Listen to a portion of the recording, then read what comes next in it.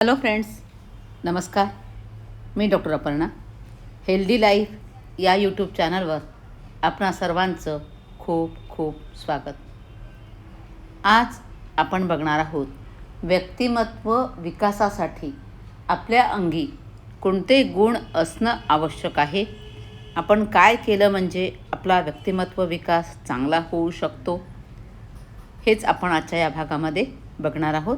त्यासाठी हा व्हिडिओ पूर्ण पहा आणि हा व्हिडिओ आपल्याला जर आवडला तर जरूर लाईक करा, शेअर करा, कमेंट करा आणि चॅनलसुद्धा सबस्क्राईब करा. चला तर मग बघूया आपण आपला व्यक्तिमत्व विकास कसा करायचा ते. या स्पर्धेच्या युगामध्ये व्यक्तिमत्व विकासाला अनन्यसाधारण महत्त्व प्राप्त झालेलं आहे. या व्यक्तिमत्वाच्या प्रभावीपणामुळे केवळ स्पर्धा परीक्षाच नव्हे तर इतरत्र देखील कोणत्याही स्पर्धेमध्ये निवड होण्याची किंवा न होण्याची शक्यता वाढली आहे. शिवाय दैनंदिन व्यवहारामध्ये इतरांपेक्षा स्वतःला इतरांच्या तुलनेमध्ये सरस ठेवण्यासाठी व्यक्तिमत्व विकासाची निकड जाणवू लागली आहे. बरं, हा व्यक्तिमत्व विकास करायचा म्हटलं तर त्याचा काही ठराविक कोर्स करता येत नाही आपल्याला. तर स्वतःमधील बलस्थाने सशक्त करण्यासाठी आणि कमतरता कमी करण्यासाठी शिस्तबद्ध आणि नियोजनपूर्वक केलेले प्रयत्न म्हणजेच काय तर व्यक्तिमत्व विकास. आपलं वय कितीही झालं तरी नेहमी स्वतःमध्ये सुधारणा करण्याची संधी आपल्याला असतेच. चांगलं व्यक्तिमत्व असणं आपल्या चांगल्या व्यावसायिक आणि सामाजिक जीवनात मदत करू शकतं. मग आपण आजच्या भागामध्ये महत्त्वाच्या व्यक्तित्व विकास गोष्टीविषयी जाणून घेऊया. सर्वात महत्त्वाचा पहिला मुद्दा म्हणजे स्वतःला जाणून घ्या, स्वतःला ओळखा, असं महान ग्रीक तत्त्वज्ञानी सॉक्रेटिस सांगून गेला. उपनिषदेही तेच सांगतात. सामान्य ज्ञान सांगतं की असं स्वमूल्यांकन केल्याशिवाय कोणताही उपक्रम समजून घेणं किंवा सुरू करणं शक्य नाही. म्हणून जेव्हा स्वतःला जाणून घ्यायचं असेल तेव्हा आपण या क्षणी काय आहोत हे समजून घेऊन सुरुवात केली पाहिजे. आपल्या क्षमता, उणिवा, सामर्थ्य, प्रतिभा, आपली वाईट बाजू देखील जाणून घेतली पाहिजे. स्वतःमध्ये कोणत्या चांगल्या गोष्टी आहेत, कोणत्या वाईट गोष्टी आहेत हे आपण बघितलं पाहिजे आणि चांगल्या गोष्टी वाढवण्याचा प्रयत्न केला पाहिजे आणि वाईट गोष्टी कमी करण्याचा प्रयत्न केला पाहिजे आणि मग आपलं व्यक्तिमत्व निश्चितच प्रभावी बनेल. आपलं व्यक्तिमत्व उठून दिसण्यासाठी पोशाख म्हणजे आपला वेशसुद्धा खूप महत्त्वाचा आहे. तुमच्या वेशभूषेकडे लक्ष द्या. काळ कोणता आहे, वेळ कोणती आहे, घटना कोणती आहे, परिस्थिती कोणती आहे, यानुसार नीटनेटका पेहराव आपण केला पाहिजे. आपलं इम्प्रेशन हे कपड्यावरच पहिल्यांदा पडत असतं.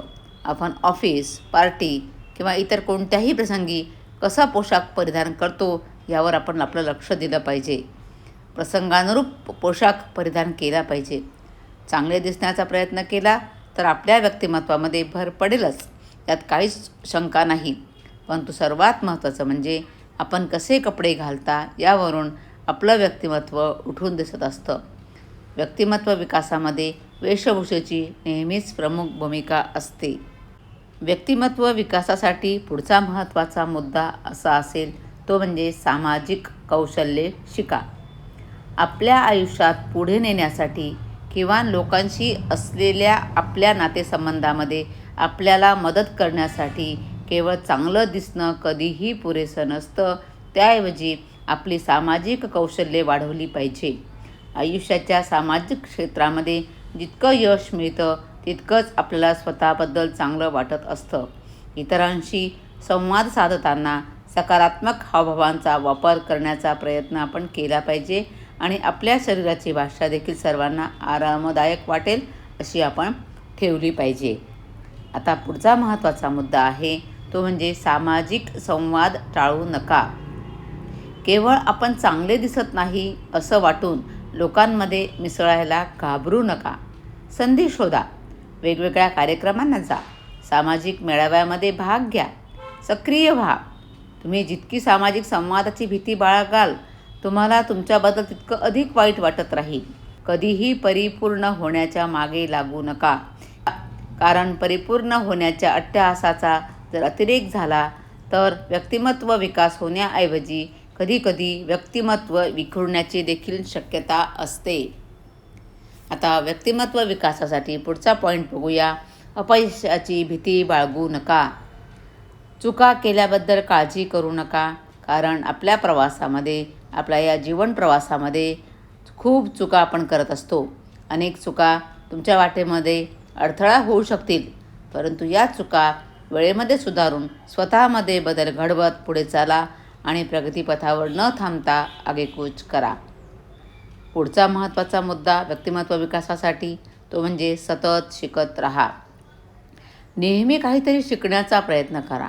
माझं वय झालं, आता कशाला, असं म्हणू नका.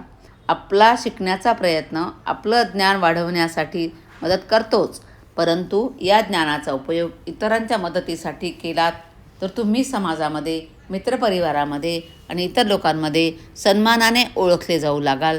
त्यामुळे तुमचा आत्मविश्वास वाढण्यास नक्कीच मदत होईल.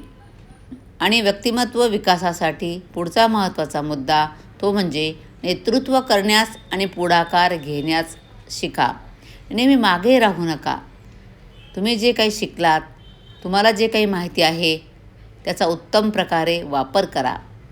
आपण ज्या विषयाला सामोरे जाल त्याचे संपूर्ण बारकावे जाणून घ्या आणि त्यात निपुण झाल्यावर ते इतरांपर्यंत पोचवा.